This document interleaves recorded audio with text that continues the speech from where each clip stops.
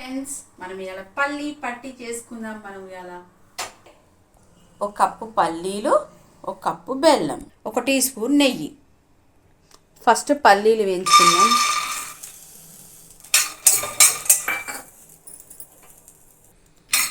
పల్లీలు వేయించుకుందాం.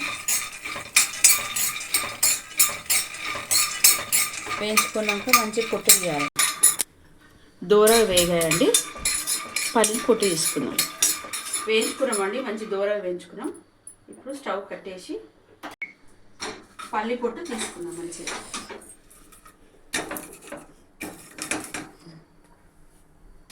పల్లి పొట్టు తీసేసుకుంటున్నానండి. బెల్లం పాకం కట్టుకుందాము. మంచిగా వాటర్ పోసుకోండి పాకం కట్టడానికి.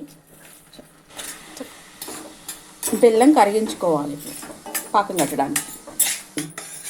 పాకము మధ్యలో వాటర్ వేసుకొని చూడండి. ఇలా ఇలా వేసుకుంటే వాటర్లో ముద్దపాకం వచ్చిందో లేదో మనకు అర్థమవుతుంది.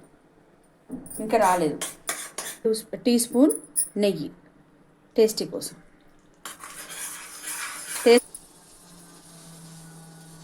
పాకం పడుతుందండి. ఇప్పుడే రెడీ అయింది పాకం. ఇలా వస్తుంది.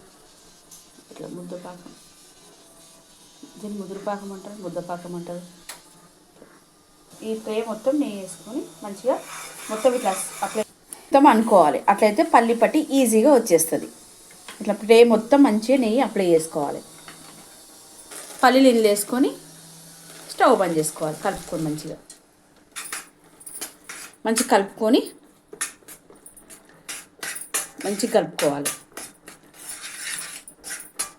కలుపుకొని స్టవ్ బంద్ చేసేయాలి.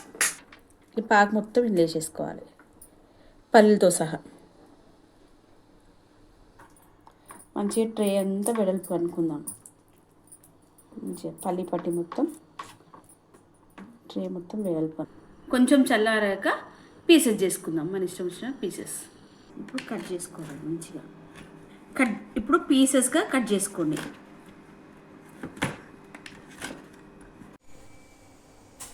రెడీ.